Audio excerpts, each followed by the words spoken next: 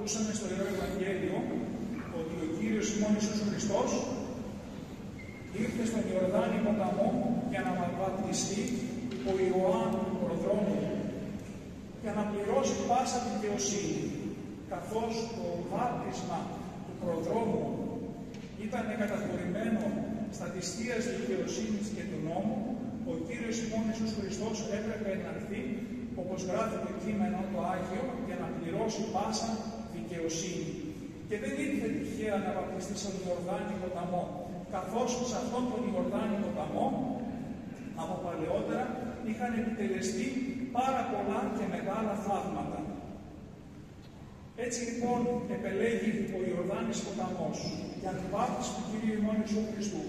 Και την ημέρα της βαπτίσεως είχαμε και Θεία Επιφανία, δηλαδή παρουσιάστηκαν και τα τρία πρόσωπα της Αγίας Τριάδος.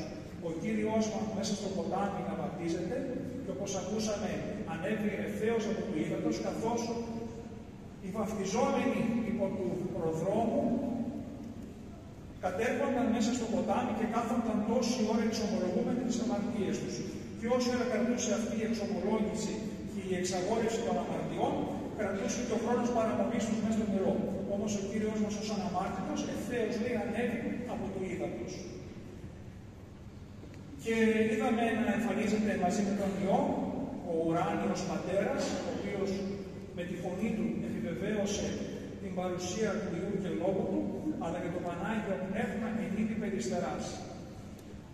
Εμφανίστηκε το Πανάγιο Πνεύμα ως περιστέρι όχι τυχαία, καθώς το περιστέρι είναι ένα ζώο το οποίο εμφανίστηκε και στον κατακλυσμό του Νόε. Νόε, ο οποίος μετά την πάυση του κατακλυσμού απέστειλε λέει δύο κοράκια για να δουν αν έχουν σταματήσει οι κατακλυσμοί έξω στον κύριο κόσμο, και τα οποία δεν επέστρεψαν πίσω. Όμως απέστειλε και ένα περιστέρι, το οποίο γύρισε πίσω με ένα κλαδί ελιάς στο στόμα του.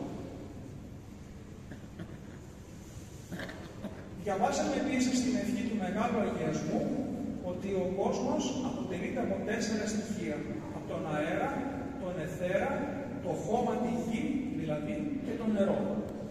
Ο αήρ και ο αιθήρ είχαν αγιαστεί με την ενσάρκωση του Κύριου ημών Ιησού Χριστού, αλλά και η γη, και αυτή ευλογήθηκε με αυτή την ενσάρκωση. Το μόνο στοιχείο της φύσης το οποίο υπολοιπόταν για να αγιαστεί ήταν το νερό.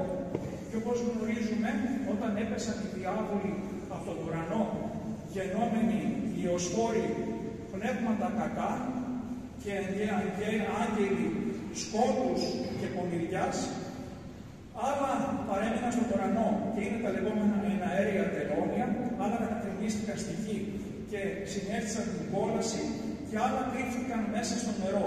Γι' αυτό λέει ότι συνέτριψε λέει ο Κύριος με την παρουσία του μες στο νερό τους ενθάδε εμφολεύοντες δράκοντες, βήθιους δράκοντες.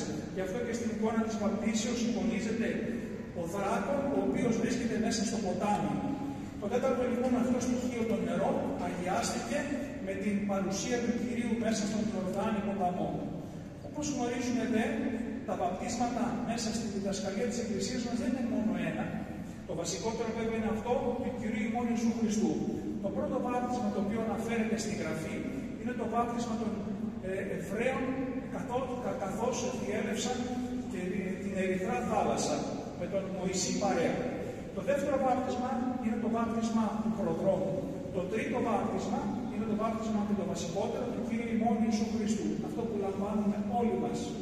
Το τέταρτο βάπτισμα είναι το βάπτισμα του αίματος, το οποίο πολλοί μάρτυρες βαπτίζονται χωρίς να έχουν βαπτιστεί στο όνομα του Κυρίου μέσα στο νερό, ομολογούντες όμως το όνομα του Κυρίου ως Ιησού Χριστού και σωτήρος του κόσμου, όπως η Αγία Μαρίνα, βαπτίστηκε μέσα στο λουτρό του αίματός της. Και το πέμπτο βάπτισμα είναι το βάπτισμα των δακρύων. Το βάπτισμα το οποίο πρέπει όλοι μας να έχουμε με τη μετάνοια και την εξομολόγηση, καθώς τα δάκρυα εξαλείφουν κάθε ρήπο από πάνω μας. Ήρθε λοιπόν ο Κύριος μας και βαπτίστηκε και ήρθε το φως στον κόσμο. Αυτό λοιπόν το φως εύχομαι να λάμψει και στις ψυχές όλων μας, να μας καθαρίσει και να μας αγιάσει και να μας οδηγήσει εις ονομάς σωτηρίου της Βασιλείας του. Αμήν.